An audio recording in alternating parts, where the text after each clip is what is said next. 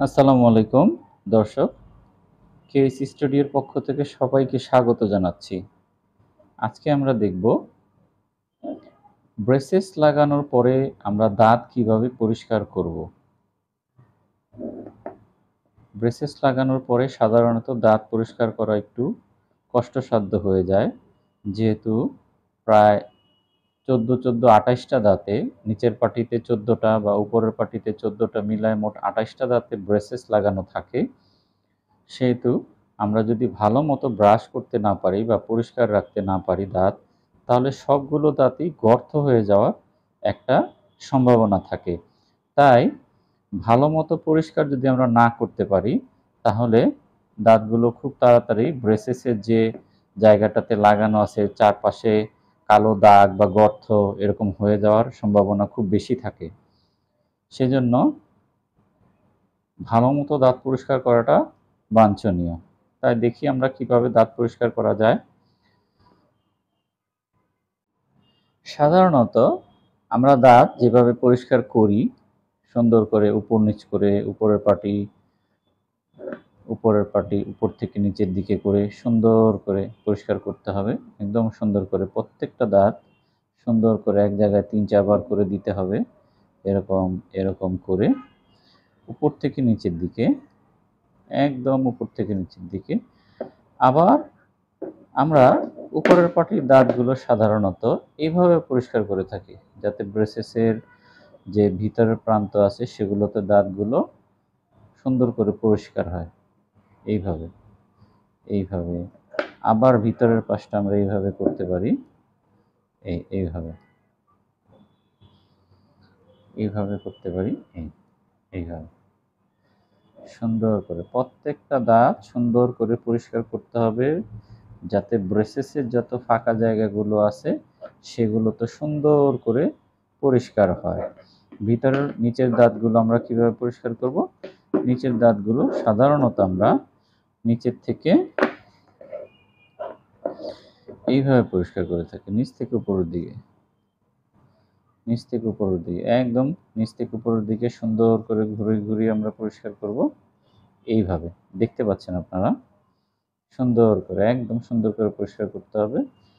আবার উপরের পাটিটা এইভাবে, এরকম ব্রেসেসের প্রত্যেকটা সাইডে যাতে সুন্দর করে আমাদের পরিষ্কার করতে পারি, ব্রেসেসের জায়গাগুলোতে সুন্দর করে, সুন্দর করে এইভাবে ঘুরে ঘুরে আমরা পরিষ্কার করতে পারি ভিগোরাসলি। খুব সুন্দর করে ঘুরে ঘুরে পরিষ্কার করব। এবং মাউথ ওয়াশ ব্যবহার করতে হবে মাঝে মাঝে, যাতে আমাদের কি হয়, প্লাগটা যাতে কন্ট্রোল হয়, যাতে পাথর তৈরি না হয়ে যায়। ভিতরের পাশগুলো সুন্দর করে আমরা পরিষ্কার করব। ভিতরের পাশ এরকম করে, এরকম এরকম এরকম করে, এরকম এই ভিতরের সাইডগুলো এরকম, উপরের সাইডগুলো এইভাবে করব। এইভাবে পরিষ্কার করব উপরের সাইডগুলো, এবং উপরের ভিতরের সাইডটা আমরা সুন্দর করে পরিষ্কার করব। এরকম করে উপরের ভিতরের পাশগুলো এরকম এরকম খুব সুন্দর করে এরকম করে এগুলো একটু এরকম করে পরিষ্কার করব। এরকম শুধু ব্রাশ দিয়ে ব্রাশ করলে দাঁত পরিষ্কার হবে না। এরকম আমরা যদি দেখি,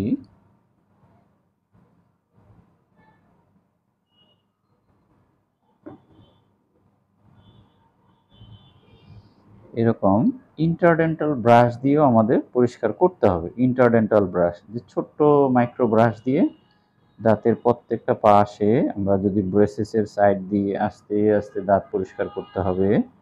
প্রত্যেকটা দাঁতে যেখানে ব্রেসেসের তারটা আপনার থাকবে এর পাশ দিয়েও সুন্দর করে পরিষ্কার করতে হবে। পরিষ্কার না করলে এই জায়গাগুলোতে সাধারণত প্লাগ হবে এবং সেখান থেকে কেভিটিস হয়ে যাওয়ার সম্ভাবনা থাকবে। সুন্দর করে পরিষ্কার করার করতে হবে সুন্দর করে, এবং প্রায়শই মাউথ ওয়াশ ব্যবহার করতে হবে। রাতে এবং সকালে অবশ্যই ব্রাশ করতে হবে 2 বেলা করে, খাবার পরে, রাতে ঘুমাসার আগে, সকালে নাস্তা খাওয়ার পরে।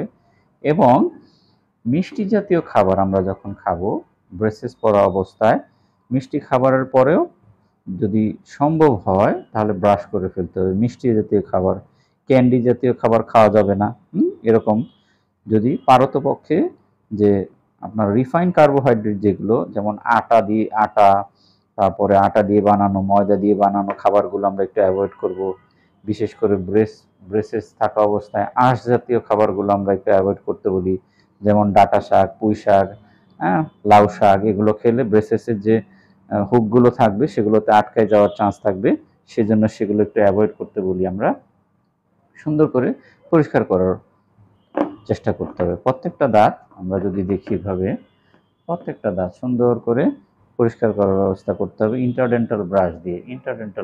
সুন্দর করে ইন্টারডেন্টাল ব্রাশ দিয়ে সুন্দর করে করার করতে হবে। ইন্টারডেন্টাল ব্রাশ দিয়ে সুন্দর করে করার চেষ্টা করতে হবে। হ্যাঁ, তো আশা করি ভিডিওটা আপনাদের অনেক উপকারে আসবে। যদি উপকারে আসে তাহলে আপনারা আমার চ্যানেলটাকে সাবস্ক্রাইব করবেন এবং লাইক এবং শেয়ার দিয়ে সাথে থাকবেন। ধন্যবাদ। আজকে এই পর্যন্তই। সামনে আবার আমরা আপনাদের জন্য নতুন ভিডিও নিয়ে আসব। সাথে থাকবেন আশা করি। Thank you so much.